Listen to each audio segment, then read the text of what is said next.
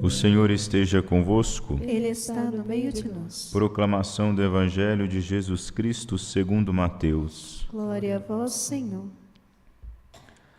Naquele tempo, quando Jesus e os seus discípulos estavam reunidos na Galileia, ele lhes disse: O Filho do Homem vai ser entregue nas mãos dos homens. Eles o matarão, mas no terceiro dia ele ressuscitará. E os discípulos ficaram muito tristes. Quando chegaram a Cafarnaum, os cobradores de imposto do templo aproximaram-se de Pedro e perguntaram: O vosso mestre não paga o imposto do templo? Pedro respondeu: Sim, paga. Ao entrar em casa, Jesus adiantou-se e perguntou: Simão, que te parece? Os reis da terra cobram impostos ou taxas de quem? Dos filhos ou dos estranhos? Pedro respondeu: Dos estranhos. Então Jesus disse: Logo os filhos são livres. Mas, para não escandalizar essa gente, vai ao mar, lança o anzol e abre a boca do primeiro peixe que tu pescares. Ali tu encontrarás uma moeda. Pega então a moeda e vai entregá-la a eles, por mim e por ti. Palavra da salvação. Glória a vós, Senhor. Caríssimos irmãos e irmãs, hoje nós celebramos a memória de Santa Clara de Assis, uma santinha que viveu na época de São Francisco, mais nova do que ele, porém o conheceu. Inclusive, teve a sua vocação ali confirmada por meio deste grande santo. Santa Clara, nasceu no século XII, no finalzinho do século XII, 1193, de família nobre, cavalheiresca, ou seja, de família que seguia as modas e os confortos daquele tempo. Ela, por incrível que pareça, desde pequenininha, desde muito nova, tinha um coração inclinado já à prática das virtudes e também ao desapego das coisas materiais. É interessante a gente observar para o quadro, né, da sociedade da época em que vivia Santa Clara de Assis, porque era uma sociedade que, apesar de ser medieval e ainda ser cristã, estava ali esfriando, né, arrefecendo o seu ardor. Né?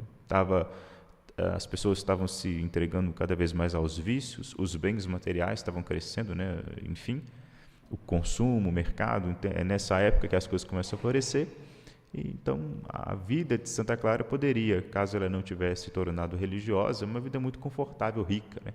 Os seus pais, a sua família, viviam uma vida de busca por prazeres, por glória, etc. Né? Boa parte dos homens que viviam nas cidades, nos burgos daquele tempo, viviam uma vida que almejava apenas isso: glórias, honras, elogios e etc. Até que então ela, aos 16 anos de idade, encontra com um recém-convertido que naquela época fazia um certo sucesso, incomodou muita gente, claro, né? Era São Francisco foi um profeta, né? Ele encontra então esse homem convertido, São Francisco, que fica admirada com as suas pregações. Então ela vai ouvindo as pregações de São Francisco, guarda aquilo que ela ouviu no coração e depois ela entende, né? Ela recebe talvez uma iluminação de que ela precisa seguir a São Francisco de Assis. Enfrenta ali muitas dificuldades, porque a sua família não a permite fazer isso, inclusive tramaram ali, a impediram, a tolhiram, né, de várias maneiras possíveis, para que ela não seguisse, né, não fosse atrás, não se entregasse à vida religiosa, ainda mais uma vida religiosa naquele espírito que ela queria, que era o espírito de extrema pobreza, que era aquilo que vivia São Francisco. No entanto, um dia ela fugiu de casa e acabou se colocando sob o patrocínio, né, de São Francisco de Assis. Se consagrou lá diante do bispo, etc. E ali então ela se torna uma religiosa, cobre a cabeça com véu, enfim. Os sofrimentos acabaram? Não. Clara ainda vai, por meio da sua oração, do seu jeito de ser, ela vai atrair para o seu convento a sua irmã Inês.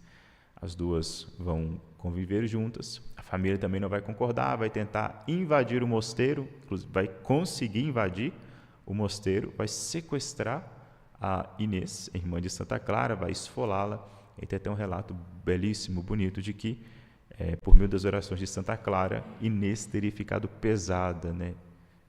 A ponto dos homens, se não me engano, 12 homens, não conseguiram arrastá-la mais. E a partir dali, a família a deixa em paz. Inclusive, essa irmã de Santa Clara também é santa, né? Santa Inês de Assis. Outra irmã de Santa Clara também entra no mosteiro, chamada Beatriz, e, por fim, a sua mãe se converte e passa também a ter um estilo de vida ali cristão, católico, devoto. Tudo isso para dizer, uma primeira coisa, não é? É comum na nossa vida espiritual, na economia da salvação, que um santo tenha contato com outro santo. Santa Clara de Assis, ela foi verdadeiramente na sua casa aquilo que Jesus já determina, né? Vós sois sal da terra, vós sois luz do mundo, né?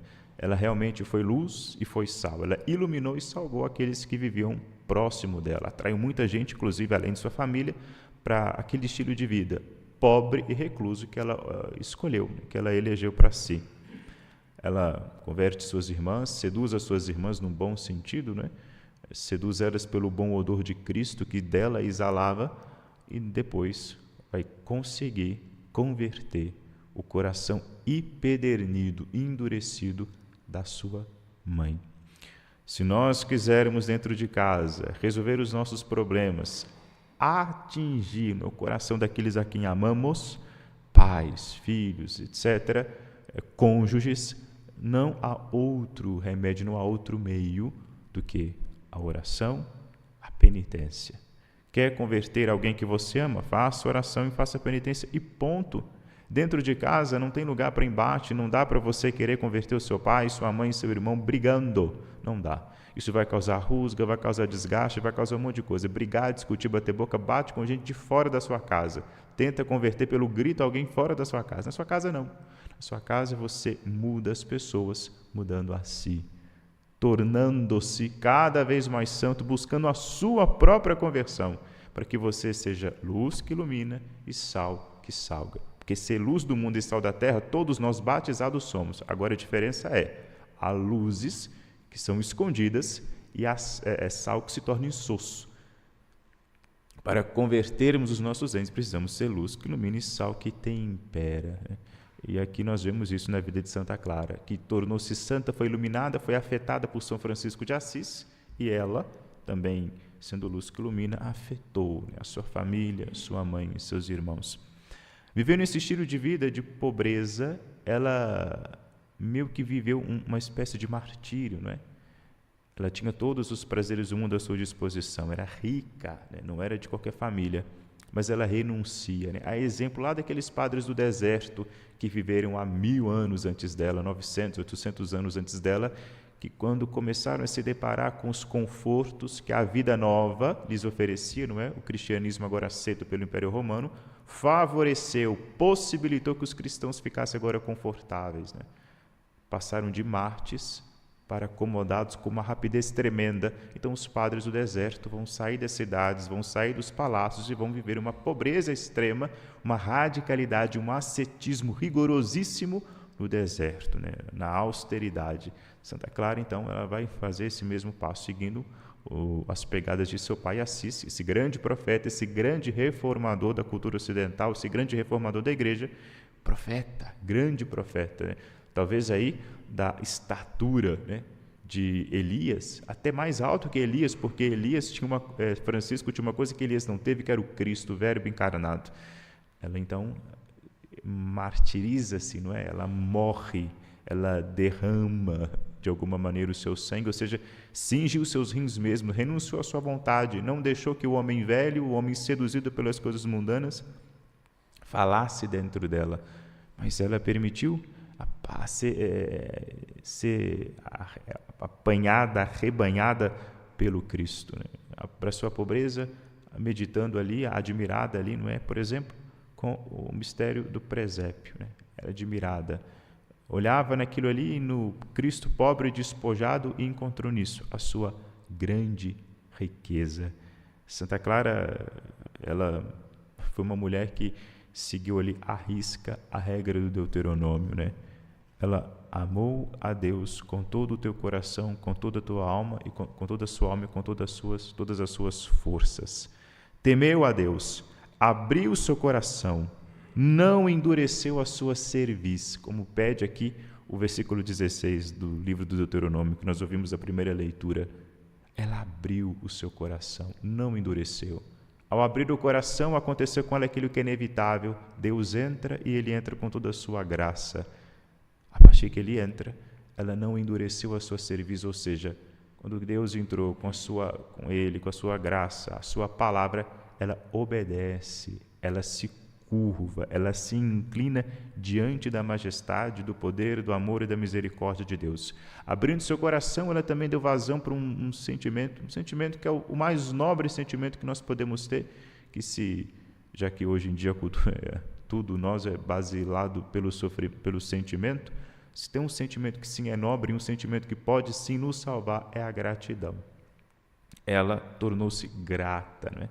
Demonstrou a sua gratidão, né? Traduziu essa sua gratidão no modo de vida, né? Quis retribuir o amor de Deus, a benevolência de Deus, o poder de Deus, o fato dele ser criador do céu e da terra, seu Senhor dos senhores, Deus terrível e grande, e ainda assim escolher o homem, eleger o homem como criatura favorita sua. Transformou o seu estilo de vida num grande louvor a Deus. No final de sua vida, quando ela morre, então, já no meio do século XIII, o que acontece? Ela foi um belíssimo, agradabilíssimo sacrifício de louvor oferecido a Deus, né? A Clara, ela não padeceu a morte, assim como São Francisco não padeceu. Ela foi abraçada pela morte. E por meio deste sofrimento derradeiro, ela louvou e engrandeceu ao nome de seu Deus, de seu esposo, a quem ela serviu e amou durante toda a sua vida. Glória ao Pai, ao Filho e ao Espírito Santo. Como era no princípio, agora e sempre. Amém.